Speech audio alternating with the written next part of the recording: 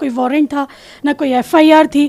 بس کوئی FIR لکھی ہو تو مجھے بتاؤ تو کسی بک اور اچھی سے اس کو پڑھتے تھے, اسٹڈی کرتے تھے, کیونکہ ہم نے اسلام ایکسیپٹ کیا تھا. راحلہ سلیم ڈاکٹر سلیم کی وائف, یہ بھوپال سے بلانگ کرتے ہیں اور یہ جین فیملی سے ہیں.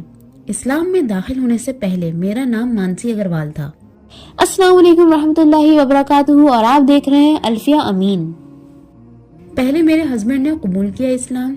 جب میرے ہسبینڈ نے اسلام کو قبول کیا تو میرے لیے یہ کافی زیادہ شاکنگ تھا, کیونکہ میں نے کبھی بھی کسی کو نماز پڑھتے ہوئے نہیں دیکھا تھا.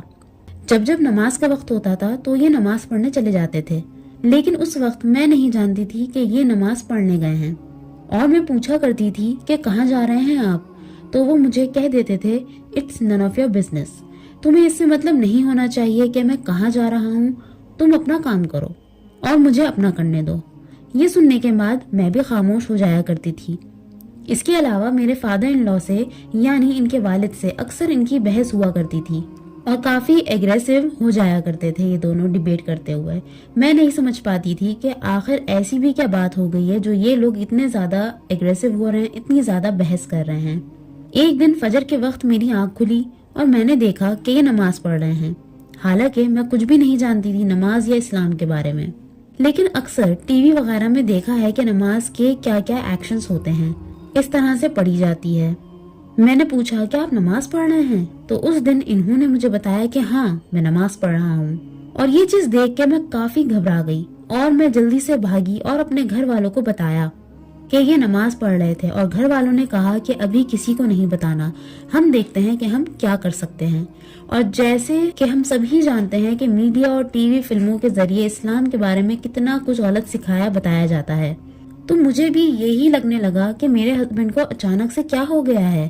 مجھے ڈر لگنے لگا کہ میں بھی وہی سوچنے لگی مسلمانوں کے بارے میں جو کچھ میڈیا یا ٹی وی فلموں میں بتایا جاتا ہے. مجھے لگا کہیں یہ ٹیررسٹ بننے کی تیاری تو نہیں کر رہے.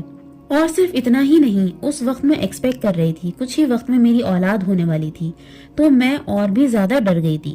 اکثر میں نے دیکھا ہے کہ میرے ہسبینڈ کچھ چھپ چھپ کے پڑھا کرتے ہیں اور پھر ان کتابوں کو الماری میں چھپا دیتے تھے. جیسے ہی وہ گھر سے باہر جاتے تھے تو میں ان بکس کو پڑھنا شروع کر دیتی تھی. جب میں نے ان کتابوں کو پڑھا تو مجھے لگا کرتا تھا کہ کچھ تو ہے الگ ان کتابوں میں, کیونکہ جب سے میں نے ان کو نماز اور کچھ الگ قسم کی کتابیں پڑھتے دیکھا ہے, تب سے ان کے بیہیویئر میں کافی پازیٹیو چینجز ملے ہیں مجھے. اور اسی وجہ سے یہ سب دیکھ کے یہ سوچنے پر مجبور ہو گئی تھی کہ اس بک نے اور اس پلیٹ فارم نے, اس ریلیجن نے ایسا کیا دیا ہے میرے شوہر کو کہ یہ اتنے زیادہ بدل گئے ہیں, اور وہ بھی کافی پازیٹیو انداز میں. اور جس طرح اسلام نے سکھایا بتایا ہے کہ کس طرح حقوق دینے ہیں وائف کے, وہ یہ سب کرنے لگ گئے تھے. تو یہ کافی زیادہ شاکنگ تھا میرے لیے. میں بہت حیران رہ گئی تھی یہ سب دیکھ کے, اور یہ سب کچھ دیکھ کے مجھے لگا کہ مجھے بھی پڑھنا اور کرنا چاہیے جو میرے ہسبینڈ کر رہے ہیں. میں جین تھی اور جینزم میں گاڈ کا کوئی بھی تصور نہیں ہے. اس ریلیجن میں یہ ہوتا ہے کہ جو بھی شخص بہت نالج رکھتا ہے, نعوذ باللہ, اس کو خدا مان لیا جاتا ہے اور اسی کی پوجا کرنے لگ جاتے ہیں لوگ. اور اسلام میں آنے سے پہلے میں بھی یہی کیا کرتی تھی. یہ سلسلہ اسی طرح چلتا رہا اور میرے ہسبینڈ کا رویے سے میرا دل پگھلنے لگا. ایک بار ہم اپنے کسی ریلیٹو کے یہاں گئے اور وہ کافی بزرگ تھے اور ان کا وقت کافی نزدیک تھا موت کے. انہوں نے مجھ سے کہا, بیٹا پتا نہیں میں کب رہوں کب نہیں, تم میری آنکھوں کے سامنے کلمہ پڑھ لو. حالانکہ میرا دل بالکل بھی نہیں تھا پڑھنے کا, لیکن پھر بھی ان کی عمر کا خیال کر کے میں نے کلمہ پڑھ تو لیا. لیکن میں نے اپنے ہسبینڈ کو بتا دیا کہ آپ یہ مت سمجھیے گا کہ میں دل سے بھی ماننے لگ گئی ہوں, وہ تو بس بزرگ تھے, ان کی بات نہیں ٹالنا چاہتی تھی اس لیے پڑھ لیا کلمہ. لیکن اس بات پر میرے شوہر کا جواب آیا کہ کوئی بات نہیں, تمہیں کوئی فورس نہیں کر رہا, کوئی زبردستی نہیں ہے, تمہارے ساتھ تم جب چاہو تب آنا دین میں. اور یہ سب سن کے میرا دل اور بھی زیادہ پگھل گیا کہ میرے شوہر کا رویہ اتنا زیادہ اچھا ہو گیا ہے. اسلام میں آنے کے بعد تو ظاہر ہے کچھ تو بات ہے اس ریلیجن میں اور مجھے پتہ لگانا ہوگا. اس کے علاوہ میرے شوہر نے مجھ سے یہ بھی کہا کہ اگر تم کچھ مانگنا چاہتی ہو تو تہجد کے وقت مانگنا, اس وقت مانگی ہوئی دعا ضرور قبول ہوتی ہے. میرے شوہر نے کہا کہ یہ دعا ضرور مانگنا کہ میرے ہسبینڈ اگر غلط راستے پر ہیں تو انہیں صحیح راستہ دکھائیں, اور اگر میں غلط راستے پر ہوں تو مجھے صحیح راستہ دکھا دیں. اور الحمدللہ میں یہ دعا لگاتار مانگتی رہی، کیونکہ مجھے بھی سچائی جاننی تھی کہ کون سا راستہ صحیح ہے کون سا غلط۔ ایک دن میں تہجد میں اٹھی اور میں نے نماز نہیں پڑھی، لیکن میں بس بیٹھی گئی اور سوچنے لگی اپنے بارے میں، اسلام کے بارے میں، اور اچانک سے من میں خیال آیا کہ سجدہ کر لیتی ہوں میں، اور وہ میری زندگی کا پہلا سجدہ تھا اور بہت ہی لمبا سجدہ تھا، اور اس وقت مجھے کچھ ایسا محسوس ہو رہا تھا کہ اللہ مجھ سے بات کر رہا ہے، میرے ہر سوال کا جواب دے رہے ہیں الحمدللہ۔ اور اس کے بعد تو مجھے بس یہ لگا کہ اسلام ہی حق ہے اور اسلام پر ہی چلنا ہے، یہی سچائی ہے اور اللہ ہی ہے۔ اسلام قبول کرنے کے بعد کئی پریشانیاں بھی آئیں، لیکن الحمدللہ اللہ کے احسان ہے کہ اللہ نے ہر پریشانی کو آسان کر دیا، کہ ہمیں کبھی لگا ہی نہیں کہ یہ بھی کوئی پریشانی ہے۔ اور اس کے علاوہ بھی لائف میں کئی فیز آئے اور لگا اسلام قبول کرنے پر اتنے ریوارڈز ملیں گے ہمیں، یہ میں نے کبھی بھی نہیں سوچا تھا۔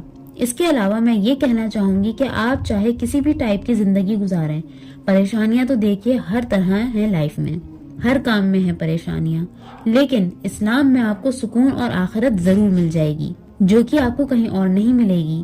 اس کے علاوہ سب سے بڑی پریشانی تو تب آئی کہ میں نے اور میرے ہسبینڈ نے اسلام کو قبول کیا اور ہمارے گھر والوں نے ہمیں گھر سے باہر نکال دیا۔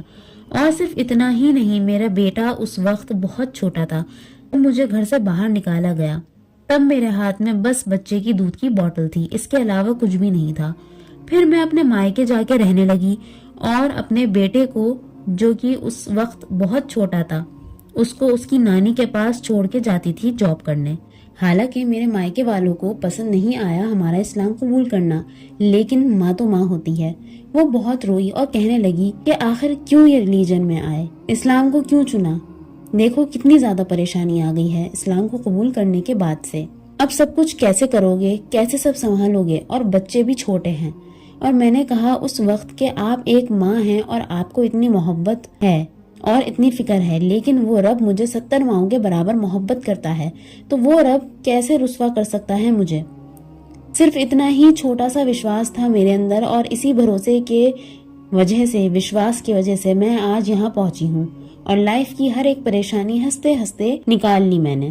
اسلام قبول کرنے کے بعد ہم حیدرآباد آ کے رہنے لگ گئے، لیکن یہاں پر پولیس آئی اور پولیس نے چھاپا مارا اور ڈاکٹر سلیم کو، یعنی میرے شوہر کو اریسٹ کر لیا جھوٹے کیس میں۔ ایک دن پولیس آتی ہے اور میرے شوہر کو اریسٹ کر لیتی ہے بغیر کسی اریسٹ وارنٹ کے، بغیر کسی FIR کے، بغیر کسی بھی کیس کے۔ ایسا لگا جیسے کوئی پلاننگ تھی، اور پولیس آئی میرے شوہر کو لے گئی۔ پولیس کے پاس کوئی جواب نہیں تھا، بس انہوں نے اریسٹ کر لیا اور الزام یہ لگایا کہ تقریر کیا کرتا ہے ڈاکٹر سلیم، جبکہ ایسا کچھ بھی نہیں ہے۔ لیکن میرے شوہر دین کی دعوت دیا کرتے تھے لوگوں کو، جو کہ کسی بھی لحاظ سے غلط نہیں ہے۔ اس کے علاوہ یہ الزام لگایا لوگوں کے ذہن کو پلٹنے کی کوشش بھی کرتے ہیں، اور یہ بھی الزام بے بنیاد تھا۔ پولیس نے نہ کوئی وارنٹ دکھایا نہ کوئی FIR، بس لے گئے میرے شوہر کو۔ ہم سب کو مل کے اللہ سے دعا کرنی چاہیے کہ ان کے شوہر کو انصاف ملے۔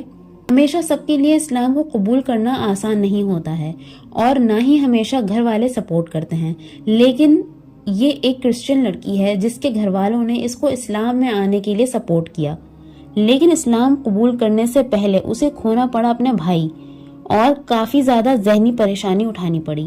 لیکن آخر ایسا کیا ہوا اور کیوں ہوا، یہ جاننے کے لیے یہ کہانی دیکھنا نہ بھولیں۔